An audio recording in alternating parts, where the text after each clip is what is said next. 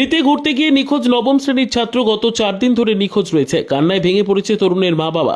নিখোঁজ তরুণের নাম শেখ সাহিল, বয়স 15। তার বাড়ি হরিশ্চন্দ্রপুর বাংরুয়া গ্রামে। স্থানীয় সূত্রে জানা গিয়েছে 2 মাস আগে কাকার ছেলের সঙ্গে দিল্লিতে ঘুরতে যায়। দিল্লির নিজামপুর এলাকায় থাকছিল। শুক্রবার সন্ধ্যে থেকে নিখোঁজ হয়ে যায়। সেখানকার থানায় নিখোঁজের ডায়েরি করেছেন। নিখোঁজ তরুণের মা সাজেনুর বিবি বলেন, ছেলে পিপলা উচ্চ বিদ্যালয়ে নবম শ্রেণীতে পড়তো। 2 মাস আগে কাকার ছেলের সঙ্গে ঘুরতে গিয়েছিল। বৃহস্পতিবার রাতে ছেলের সঙ্গে ফোনে কথা হয়। 6 মে বাড়ি আসার কথা বলে। তারপর শুক্রবার সন্ধ্যে থেকে ছেলের খোঁজ পাচ্ছি না। কোথায় আছে, কি অবস্থায় আছে কেউই বলতে পারছে না। কথাই নাই, বাসায় ছিল। চাচালা ভাই দিয়ে মানে করতে গেছিল, ঘুরতে গেছিল দিল্লি। হ্যাঁ, 2 মাস ভরে থাকার পরে বললো যে আমি বাড়ি যাব।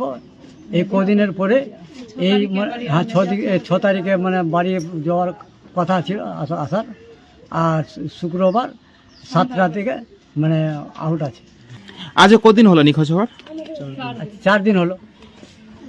আপনার ছেলে মেয়ে কটা? 3টা। এ কি বড় ছিল পরিবারে? হ্যাঁ, বড় ছিল। কোন ক্লাসে পড়তো? 9-এ। কোন স্কুলে? এই পিপলাই। কি নাম? সাহিল। বয়স কতখানি? 15 বছর। আপনার নাম? রহমান। আপনার বাড়ি? বাংরুয়া। ছেলে হারাই গেছে। আমি শেষ কথা বলেছিলাম বৃহস্পতিবারের দিনে সকাল 10টায়। সেই ছেলেটা আমার সঙ্গে শুক্রবারতে কথা বলেনি।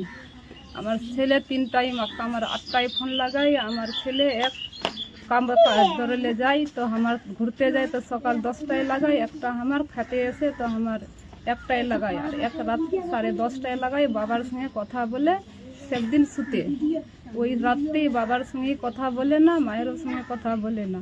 এই ছেলেটাকে আমি কাঁদাকাঁদি করছি, খুবই কই দিদি আমার ছেলেটাকে রেখেছিস তো অনুরোধ করে আমার কাছে ফোন করবি। আমি কাকার বেটা ভাইয়ের সাথে ঘুরতে গেছিলাম। আমি ওই কাকার বেটার ভাইয়ের নম্বর আছে, সব ফেসবুকে ছড়িয়েছে। ওই কাকার বেটা ভাইকে ফোনটা কল করবি না, আপনি ফোনটা তুলবে, এই কথাটা কয়ে ছড়িয়েছে। কিছু ভয়ে বলেনি।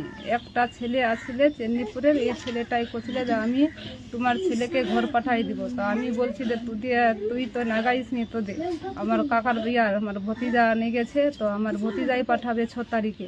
তুমি কিসব বলছো এটা কথা? ওই কথাটা বলিয়ে ধরেলে।